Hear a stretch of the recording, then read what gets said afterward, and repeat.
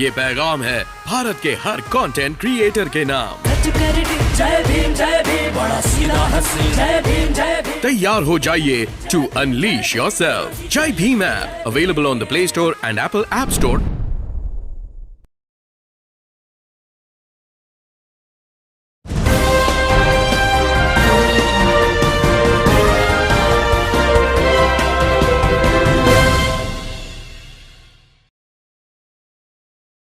ठेकेदारी हटाओ राष्ट्रीय संयुक्त मोर्चा, नाम तो आपने सुना ही होगा।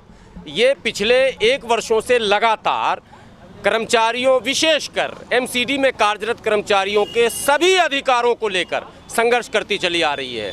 कई बड़े धरने हुए। कोरोना काल में कर्मचारियों के मृत्यु के बाद कंपनसेशन का मुद्दा, उनके लंबित और भी कई मांगे हैं, तनख्वाह रुक जाना इत्यादि इत्यादि, और जो माने अब तक पक्के नहीं हुए हैं वो भी प्रमुख मुद्दा। कई मुद्दे, लेकिन आज फिर पूर्वी दिल्ली नगर निगम के द्वार पर खड़े हैं और आपको तस्वीर में मैं दिखाऊंगा कि कितनी भीड़ थी, कितने लोग थे और क्या मुद्दे थे। और स्वयं ठेकेदारी हटाओ राष्ट्रीय संयुक्त मोर्चा के राष्ट्रीय अध्यक्ष इंजीनियर डीसी कपिल साहब मौजूद हैं।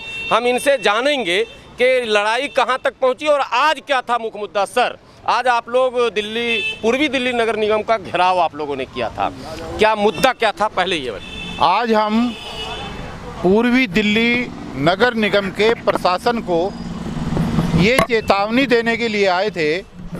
हमने 17 जनवरी को एक लेटर लगाया था और यहाँ के सभी कर्मचारियों की लंबित मांगों को मानने का आग्रह प्रशासन के साथ किया था। साथ में निवेदन भी किया था कि 14 दिन के अंदर इनका समाधान हो और नहीं तो हम 1 दिन का सांकेतिक धरना देंगे। आज उसी कड़ी में ही सांकेतिक धरना था, क्योंकि प्रशासन ने हमें मीटिंग का समय नहीं दिया। यहाँ पर 4-4 महीने से लोगों की सैलरी नहीं मिल रही है, लोग परेशान हैं। आज मैं धन्यवाद करना चाहूँगा प्रशासन का कि आज यहाँ पर सांकेतिक धरना दिया गया और जिस दिन धरना दिया गया तुरंत 1 घंटे के अंदर प्रशासन ने पुरानी सैलरी, 1 महीने की सैलरी जो है सभी कर्मचारियों की जो है रिलीज़ कर दी है। एक सवाल सर, एक सवाल ये कि बगैर धरना दिए प्रशासन जाग नहीं पाता क्या? यस, यही तो सवाल है। सवाल ये है कि अपनी सैलरी को लेने के लिए भी आखिर धरने देने की जरूरत क्यों पड़ती है, ये एक सवाल है। एक सवाल अपने आप में ये है कि बुनियादी समस्याओं का समाधान कराने के लिए आखिर धरने पर बैठने की जरूरत क्यों पड़ रही है। जो समाज, जो कर्मचारी इस पूरे देश के अंदर गंदगी साफ करने का काम करता है, कोरोना को भगाने का काम करता है, दिल्ली को स्वच्छ करने का काम करता है, आखिर उसी कर्मचारी की सैलरी क्यों रोकी जाती है, इसके पीछे क्या कारण है, यही हमने सरकार से मांग की है। और हमारा ये मानना है कि ऐसा नहीं है कि सरकार के पास पैसा नहीं है। सरकार के पास खूब पैसा है लुटाने के लिए, विज्ञापनों पे लुटाने के लिए, दारू के ठेकों पर लुटाने के लिए, योजनाओं पर लुटाने के लिए, मीडिया पर लुटाने के लिए। अगर उसके पास पैसा नहीं है तो सिर्फ सफाई कर्मचारियों को सैलरी देने का पैसा नहीं है। ये एक घृणित विषय है, ये एक निंदनीय विषय है और ये एक जाति विशेष के प्रति घोर अपराध है। और शायद ये अपराध इस देश के अंदर इसलिए किया जाता है कि ये समाज के सबसे नीचे के पायदान पर खड़ा हुआ समाज कुछ नहीं कर सकता, लेकिन मोर्चे ने एक अलग कदम उठाते हुए इन सभी भाइयों और बहनों को, सफाई कर्मचारियों को इस बात का आश्वासन दिया है कि अब आगे से होने वाली लड़ाई में पूरा बहुजन मोर्चा, पूरा बहुजन संगठन और ठेकेदारी हटाओ राष्ट्रीय संगठन के तमाम 80 घटक जो है इस आंदोलन में, सफाई कर्मचारियों के आंदोलन में और नगर निगम में काम करने वाले सभी कर्मचारियों के लंबित मांगों के आंदोलन में एक साथ हैं। वो अपने आप को अकेला ना समझें। आज हमने प्रशासन को 14 दिन का समय और दिया है और आग्रह किया उनसे फिर दोबारा कि इस 14 दिन के अंदर सफाई कर्मचारियों और निगम के A group, B group, C group और डी ग्रुप सभी कर्मचारियों की लंबित मांगों का समाधान कर दें।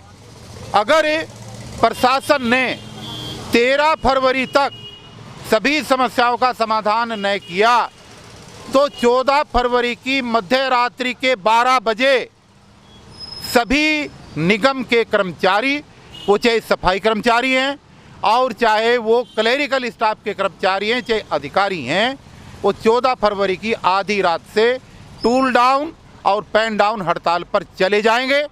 और हम हड़ताल करने के बाद जब तक हड़ताल वापस नहीं लेंगे, जब तक हमारी समस्याओं का समाधान नहीं होगा। हड़ताल चाहे 1 दिन चले और चाहे 1 महीना चले।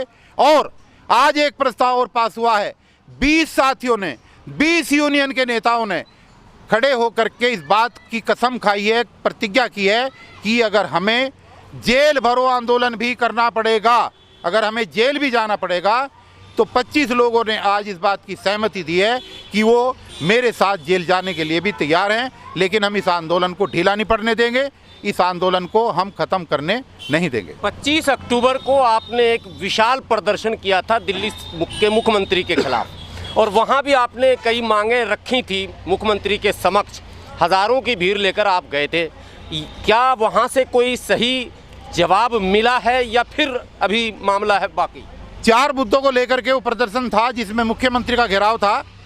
उसमें पहला मुद्दा था कि कोरोना के पीरियड में जो 57 सफाई कर्मचारी शहीद हुए हैं, उन शहीद हुए सफाई कर्मचारियों के आश्रित परिवारों को 1 करोड़ रुपए का मुआवजा, उनके परिवार के सदस्य को, एक सदस्य को सरकारी नौकरी और उनको रहने के लिए आवास की सुविधा दी जाए।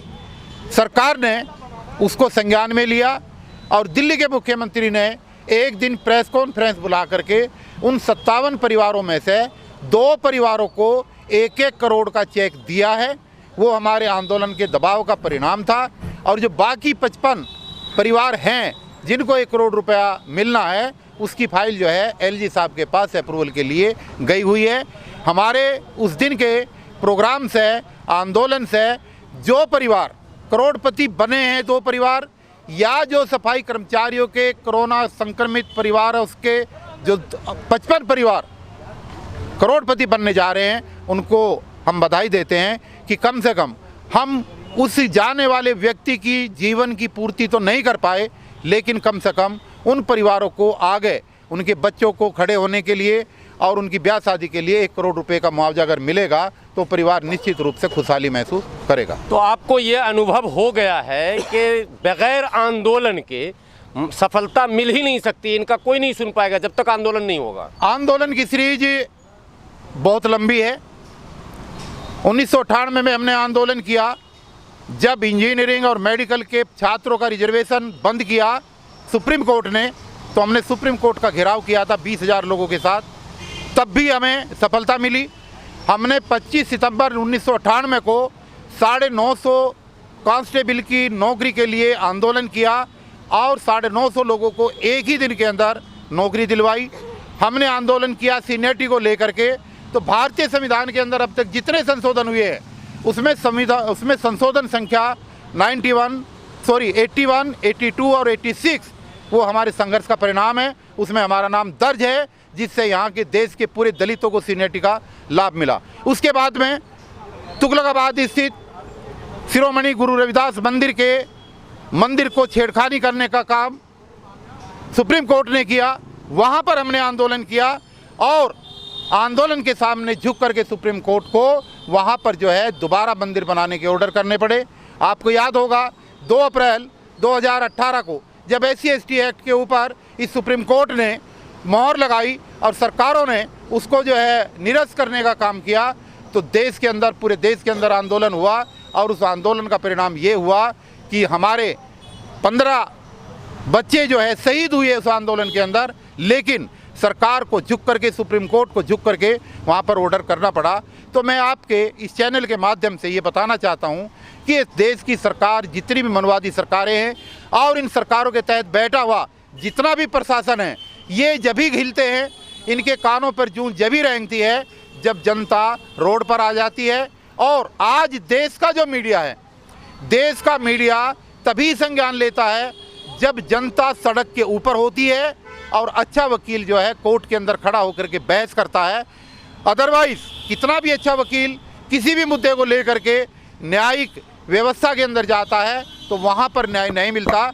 लेकिन न्याय करने वालों के दरवाजे पर जब जनता लट लेकर के खड़ी होती है तो वहाँ पर भी न्याय होता है। और हम माननीय सुप्रीम कोर्ट से आपके चैनल के माध्यम से ये कहना चाहते हैं कि समान कार्य का समान वेतन का ऑर्डर माननीय सुप्रीम कोर्ट ने किया हुआ है। पूरे देश के अंदर गरीब लोगों के लिए ये आदेश आज तक लागू नहीं हुआ।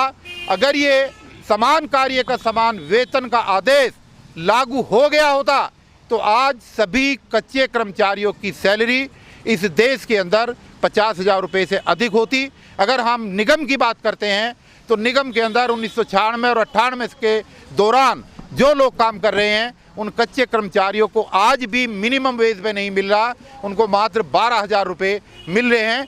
ये एक बहुत ही घोर निंदनीय अपराध है और सरकार के लेवल पर ये एक कानूनी जो है उल्लंघन है। इसलिए हम माननीय सुप्रीम कोर्ट से भी मांग करते हैं कि सुप्रीम कोर्ट इसमें संज्ञान ले, समान कार्य का समान वेतन इस देश की सरकारों से कह करके लागू कराए। अदरवाइज इस देश का ठेकेदारी पर काम करने वाला तमाम मजदूर, चाहे वो संगठित क्षेत्र का हो या असंगठित क्षेत्र का हो, एक दिन वो दिन कभी जा रहा है जब हम सुप्रीम कोर्ट का भी फिर दोबारा घेराव करेंगे और उसको मजबूर करेंगे कि समान कार्य का समान वेतन इस देश के अंदर लागू कराए।